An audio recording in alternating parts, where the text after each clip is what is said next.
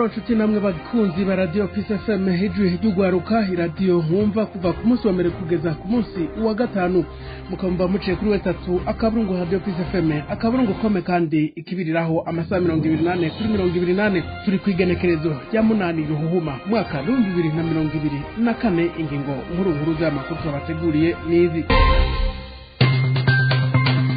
Hari abantu bataramenyekana baraye bateye urugo rw'umuvugizi w'umugambwe CNL ku rwego rwa Buraya Aime Magera bandika amajambo y'iterabwoba ku muduga wiwe banawuzuza umunuko. Igipolisi cyo mu Bubiligi catanguye amatohoza. Mu ntara ya Kayanza imboga zabaye umuzi wibuye aho igiciro zahora zigura gisa n'icigwije inshuro zibiri zose muca mu byumva mu kanya. Urunani Fodibe na ABC baranditse urwandiko basaba ko abasirikare bari muri Kongo biciye kubiri n'amategeko bo kugwayo kandi ko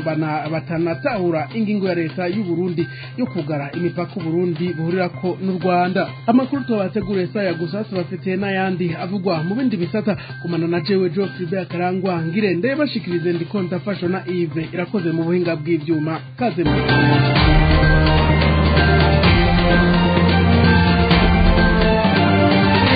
Radio Peace FM.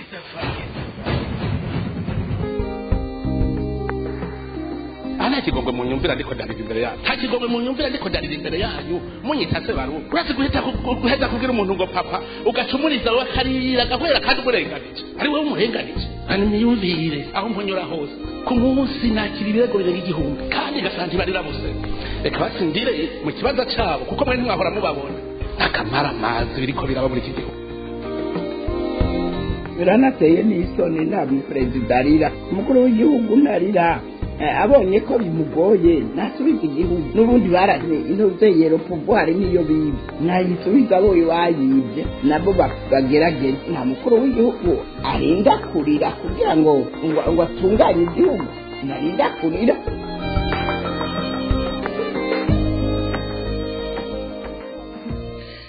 Reka makuru tuhere kuri inkuru muri komine Giharo havugwa umuyobozi w'indero muri yo komine yataye arahunga. Bernard Nibizi n'umuyobozi w'indero muri komine Giharo mu ntara ya Rutana ntaratonda ku kazi kuva muri Kigarama umwaka wa 2023. Abigisha bo mu Giharo bavuga ko bafise ingorane zo gusinyisha impapuro canke kuronka umukono ukenewe kugira ngo baguze ibibanza. Bernard Nibizi yahunze atinya ko yohagarikwa ubu akaba ariko ararondegwa na parke muri dossier y'ubwicanyi. Nibizi ntarasubira gutonda ku biro byiwe kuva hagandaguwe umuyabaga yitwa Josue Iraganje muri Kigarama umwaka wa 2023 kubw'ababizi. Amakuru ava yavuga ko ibiro by'uwo muyobozi w'indero muri komine vyugaye kandi haheze ukwezi kurenga. Mu mpera z'ukwezi kwa Kigarama guheze parke yarasohoye umutahe wo guhagarika Bernard Nibizi arondegwa kuko yagize uruhare rw'imwigandagurwa rya Josue Iraganje. Uwo yishwe n'imbonera kure abanywanyi b'umuhari wa CNDD FDD. Bernard Nibizi arongo imbonera kure mwiyo komine ari mu mugwi parke yikeka ko wagize uruhare mwicwa ry'uwo muyabaga. Nubwo ubutungane buriko burarondera cane Nibizi, amasoko Igiharo amenyesha ko akingiwe n'umugambwe wiwe ngo yataye akazi atanumwe amenyesheje ariko gushika ubu ngo ntarigera asubirizwa. Yahawe akaruhuko k'iminsi 25 mu buryo bwo gusigura impamvu atari ku mirimo, ariko igitangaje bavuga ko ava muri Tanzania akitaba amanama ariko atarahagarikwa gushika n'ubu nk'uko amasoko abivuga. Abigisha batomora ko Nibizi Bernard yitavye inama mu ndwi iheze ku ishure shingiro rya Nyagahara ni ku mutumba wa Gitanga muri zone na komine Giharo. Abigisha b'Igiharo basaba indongozi kubaha uwundi muyobozi w'indero kuko ngo bategerezwa kuja kurondera izo mpapuro mu buyobozi bw'indero mu ntara. Mu gihugu c'Ububirigi abantu bataramenyekana baraye bateye ahabikwa umuduga w'umuvugizi w'umugambwe CNL rongowe na Gatorwa sa ku rwego rwa Buraya ni Aime Magera, aho uwo muduga wanasizwe imyanda. Ku murongo wa telefone aratubwira uko byagenze. Sinovuga ko ari igitero cabaye nkuko twatumenyereye ibintu by'ibitero mu gihugu, tumenyereye ibintu by'ibitero ku mihana y'abantu, kuko iyo mvuye nyene ku mugoroba igihe c'amasaha isaha saa yine n'igice gutyo niho nashika mu rugo hanyuma nk'uko bisanzwe ndagira nkaraba ukuntu ibyanje bimeze naciye muri parking aho hari imodokari na kintu kiri ku kiyo c'imodokari kiyo c'imodokari kiyo c'imbere ona hariko ikintu kimeze nk'igipapuro ariko kininiya cane hera amakenga hama negereye nsanga ahubwo kuri aha cyo bita kuri kapo y'imodokari hari inzandiko nyinshi zitari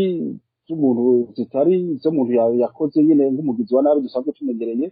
agenda haragura rwose afata ikindi cyuma agasanga ariko araharagura ashaka imizingi ashaka imirongo yaho n'indome zanditse amajambo ubona ko adafite isiguro igaragara isiguro ntigaragara mugabo n'amajambo menshi kuko hose hose hari handitse hanyuma no ku ruhande rw'ububamfu uja inyuma kuri iyo modokari nyene haranditse ku izindi nzandiko hanyuma rero umuntu yegereye gatoyi niho rero kuri ico kiyo c'imodokari hari ico kintu kimeze nk'igitambara kinini ariko kizinzemo kenshi naco canditseko inzandiko nyinshi mugabo zanditswemo n'ikaramu hoho zanditsweko n'ikaramu mugabo utudome duto si indome niniya cane n'ibintu bandikiye ahandi hantu hama bakazinga rero usanga rero bashizeko ibindi bintu nuko ariko novuga bita hanyuma rero inyuma y'imodokari rero naho hari ikindi kintu c'ikigwi ikindi kintu c'ikirundo bashizeho ico rero ahantu wegereye cane mugabo kirahari inyuma y'imodokari naco nyene giteye amakenga mugabo muri iyo myaka yose nabayeho gaho ahantu maze kuhaba aho maze gushira iyo modokari narimwe nibwira mbona bamaze imyaka irenga 25 muri komine gusa ndetse nta mubanyi numwe twigira tugira ingorane nta muntu numwe twigira tugira ingorane naho ugendera hose nta muntu twigira tugira ingorane babanyi ku baturanyi nta narimwe je neza Magera avuga ko anafise amakuru ko hari imbonera kure zarungitswe n'ubutegetsi bw'Igitega n'ubunyene tumwumvirize ndazi ibibazo mfitaniye umugambi uri ku butegetsi ndazi ibibazo mfitanye n'abantu bamwe kubera ivyibongero bya politiki ntashobora kubideha mugabo hari ibintu umuntu aravuga ati ndibafitiye ivyemezo koko ca nta vyemezo bifise kuko nk'igihe polisi nayihamagaye ndabibwira ati ndaboneka ndafite ikibazo ngahanye muze mu ntabare muze murabe polisi ntiyatevye mu mwanya mutoyi cane kuko naciye manza ndanyaragasa ndashika mu nzu mbona mu nzu nta kibazo ndugurura mbona nta kibazo muri salon cuisine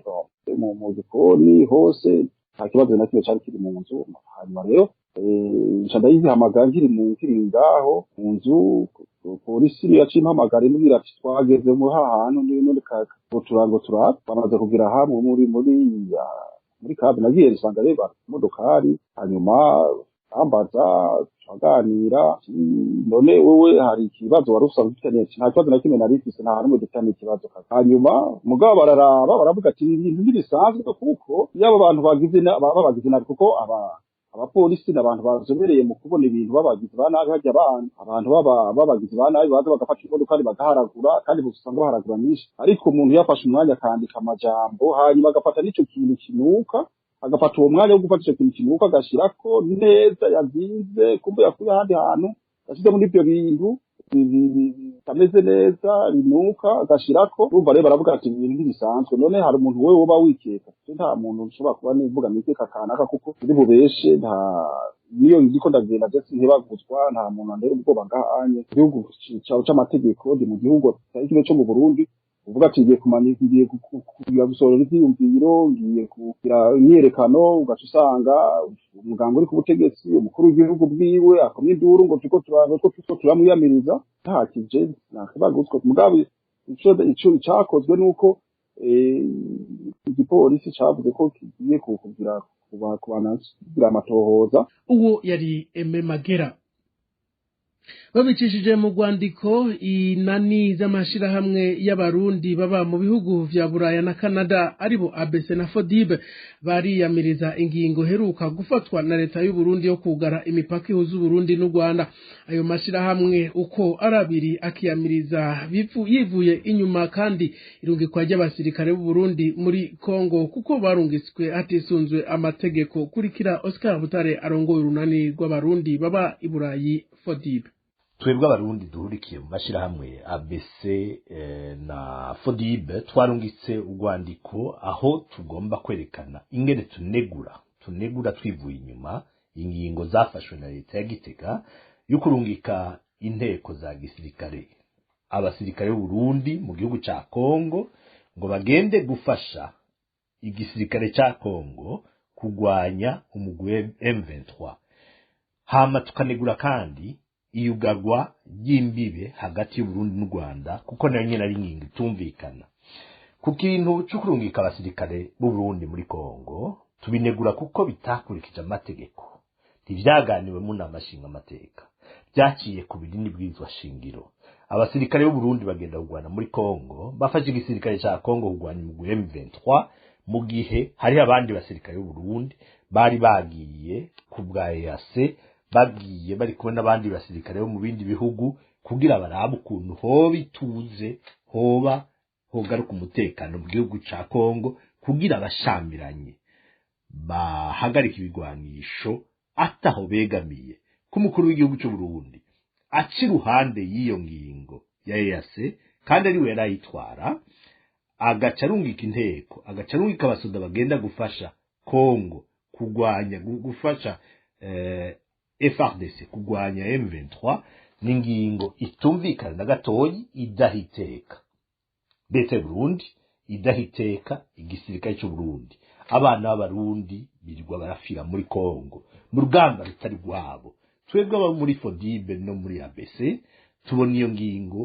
yafashwe ihonyanza amategeko yose kandi kwiye guhagarikwa vuba bwangu abo barundi baba mu makungu bagasaba leta y'u Burundi gukura abasirikare b'u Burundi muri Republika Iharanira Intwaro Rusangi ya Kongo bakabona ko ingingo yo kugara imipaka yoyo ari ingingo itumvikana n'ubunyene tumwumvirize dusaba perezida w'u Burundi gukora ibishoboka byose kugira ngo basirikare b'u Burundi batahanwe gutyo abaguye ku rugamba bahambanwe iteka hanyuma imiryango yabo ishumbushwe naho bigoye gushumbusha uwabuze wiwe hama kucerekeye icyo kugara imbibe hagati y'u Burundi n'u Rwanda twaguye mu gahundwe tubonye leta ya Gitega tubonye Ndayishimiye na leta yiwe bafashe yuko bo kugara imbibe hagati y'u Rwanda kumvo zitumvikana twebwe kuri twebwe uko tubitahura tubona umenga ahubwo n'ingingo yafashwe mu nyungu za Kinshasa n'ingingo yafashwe ahubwo bivuye Kinshasa kuruta bivuye ku nyungu z'abarundi kuruta bivuye ku nyungu z'igihugu cy'u Burundi iyo ngingo yafashwe yihutihuti ntiyaganiweko abarundi ntibamenye impamvu yatumye izo mbibe zugagwa n'umunsi ntidutahura igituma imbibe zugagwa kuko abarundi nta ngorane dufitaniye n'abanyarwanda hariho ingorane hagati y'u Burundi n'u Rwanda y'abategetsi nako b'u Burundi n'u Rwanda dusaba leta y'u Burundi ko yokora ibishoboka byose kugira bakoreshe uburyo bwose buhari bakoreshe amategeko mpuzamakungu bakoreshe EAC bakoreshe inzira ya diplomasi kugira bagerageze gutora ibibazo bafise hagati y'abategetsi b'u Burundi n'u Rwanda batarinze guhohotera guhana abanyagihugu kuko kugara imbibe nukononera abanyagihugu nugushira mu bukene butagira izina abanyagihugu bari basanzwe bafise ubukene bwo gukora amakara bugata dusaba leta y'u Burundi ko yo kwisubirako bagakubita agatima mpembero bakigenga ubuntu bakugurura izo mbibe kuko nta kindi kintu bizana atari kuzana ingorane mu barundi bari basanzwe bafite zikwiye Oscar Butare akabarongo urunani FODIB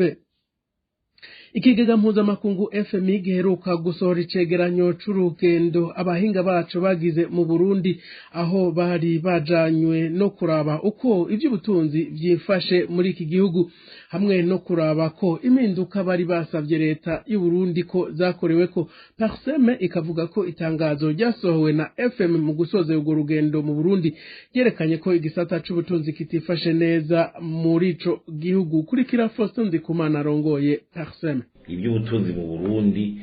uko byifashe nta kirahinduka kinini. Nibaza yuko ibi FM ziraza gusaba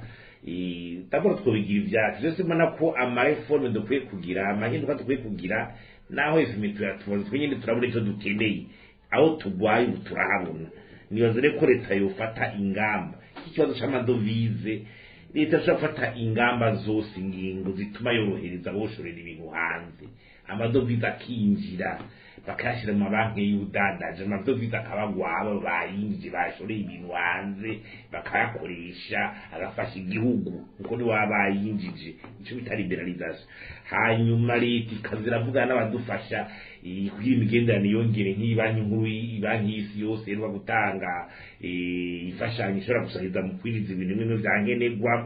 Hari amahinduka mu bijyanye n'amafaranga leta akoreshwa twaba turiko turavuga zijya reforme zifatiye ku cegeranyo PF agiheruka kuba kugira bafashe Burundi bashobore gusubira kuzana amafaranga kumwe kwa kera. Hanyuma leta ireke ababinjiza amadovize n'ibinshi amawenje usanga yaza borosha amategeko amawenje yinjira azana amafaranga y'agaciro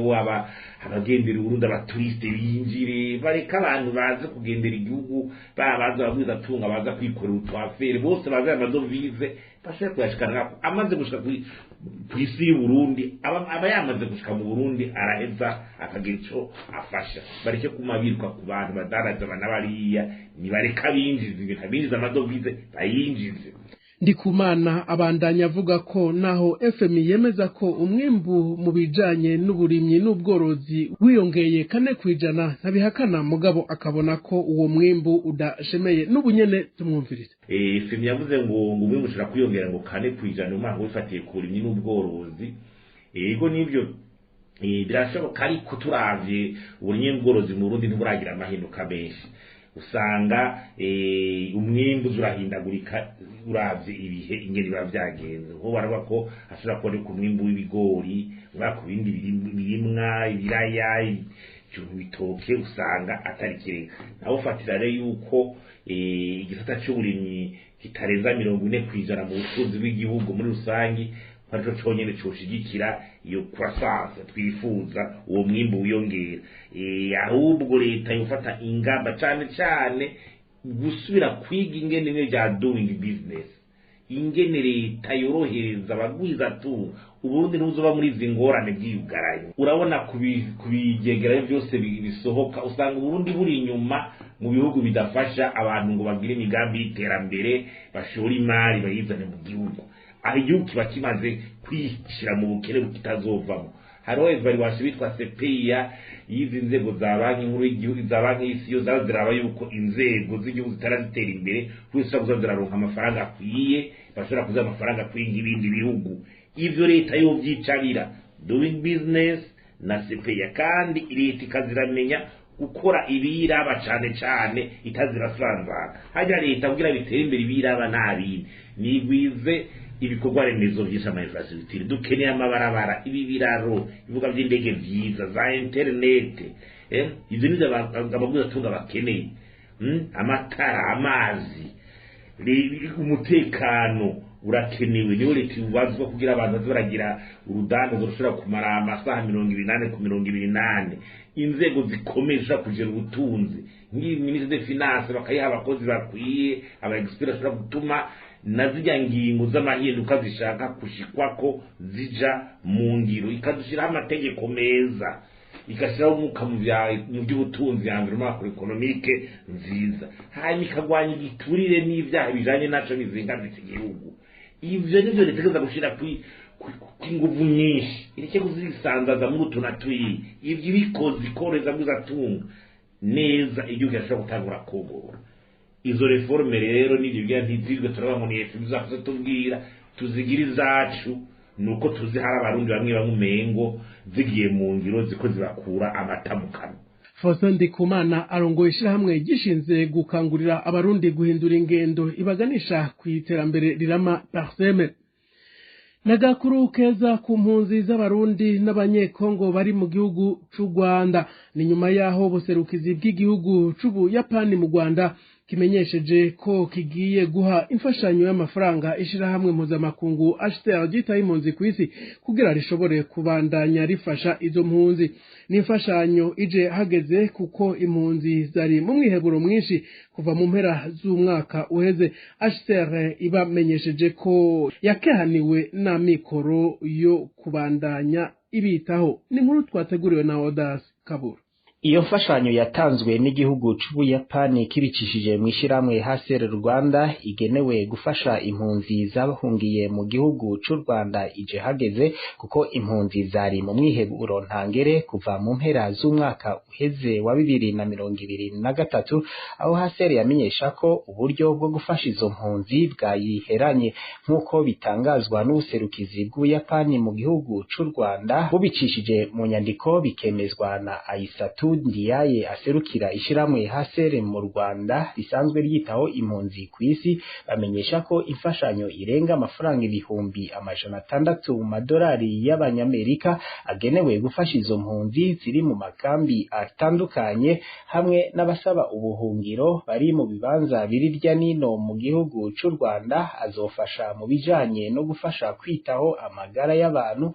gufungura no kwiyungunganya mu bijanye n'ubutunzi bwabo igenewe. Ni imfashanyo izofasha impunzi n'abasaba ubuhungiro mu Rwanda mu kiringo kingana n'umwaka umwe gusa wa 2024. Mikambi y'impunzi ya Mahama bakiranye urweze ako gakuru keza bashimira igihugu c'u Rwanda kibacumbikiye kuba cumvise ugutakamba kwabo maze gifashanyije n'igihugu kigenzi c'Ubuyapani bakaba bashoboye kubagoboka aho gwari rukambye babicishije mu kuronsa ubwo buryo ishiramwe HCR mu Rwanda. Bamwe muri izo mpunzi bagasaba igihugu kibacumbikiye n'abafatanije kwitaho ubuzima bwabo kuraba ko niba bishoboka ako gafashanyo ko kongerezwa kuko kaheruka kugabanywa n'ishiramwe HCR bitewe nuko ryari rikehaniwe n'amikoro aho kavuye ku mafaranga 10,000 gashigwa ku mafaranga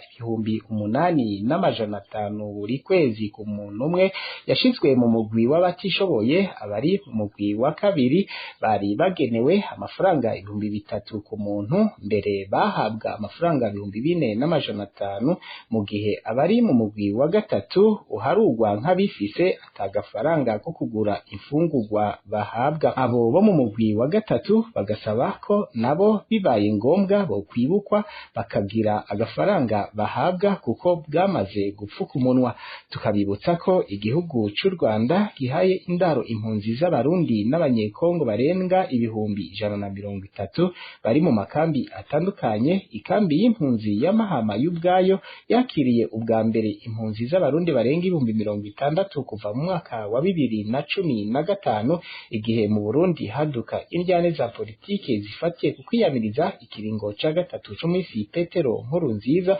cafatwa n'abatari bake mu Burundi ko gice kubiri n'amategeko. Inyuma y'impera z'umwaka wa 2020 aho impunzi z'abarundi bahunguka ku bwinshi, iyo kambi y'impunzi ya Mahama ikaba icumbikiye impunzi z'abarundi barenga 40,000 hamwe n'abarenga 23,000 mu mpunzi z'abakongomani. Ni mu gihe mu nkengero zayo n'ahandi abarundi tutashoboye kumenya igitigiri cabo babandanya basaba ubuhungiro. Bamwe muri abo bakaba bari mu bari baritavye akamo k'umukuru w'igihugu mushasha Evariste Ndayishimiye aho kuva mu mwaka wa 2020 ashitse ku butegetsi atahengeshanyije gutera akamo impunzi z'abarundi guhunguka ku bwishi ngo baje kubaka igihugu cabo. Akamo kamaze umwanya urumerumara bitewe n'iyicwa, ipfungwa n'inyuruzwa bakaburirwa irengero rya bamwe mu bahungutse bagirizwa kuba mu biyamirije ikiringo ca gatatu c'umisi Petero Nkurunziza, abandi bakekwa ko kuba canke gusumira urusaku imigwi y'abitwaje ibigwanisho igwanya leta y'u Burundi. Odas Kaburo. Imboga zarazimvye cane muri no minsi mu gisagara ca Kayanza. Abanyagihugu bavuga ko ibiciro vy'imboga vyigwije inshuro zibiri canke zirenga ugereranije no mu mezi 3 canke 4 aheze. Abasomyi bamenyesha ko nk'irengarenga yahora igurwa amafaranga 200 ubu zigura amafaranga 500, naho izahora zigurwa amafaranga 500 ubu ngo zikaba zigurwa amafaranga arenga 1,000. ishu ryahora rigurwa hagati y'ijana na 50 n'amajana 200 naryo nyene ubu ryamaze kugera ku mafaranga amajana 5, imisomasoma yagurwa amafaranga amajana 3, ubu ingo igurwa nayo nyene amafaranga amajana 5 canke amajana 6, itomati zagurwa amajana 5 ubu zigurwa hagati y'igihumbi n'amajana 5 n'ibihumbi 200. Imboga ngo zitabuze ngo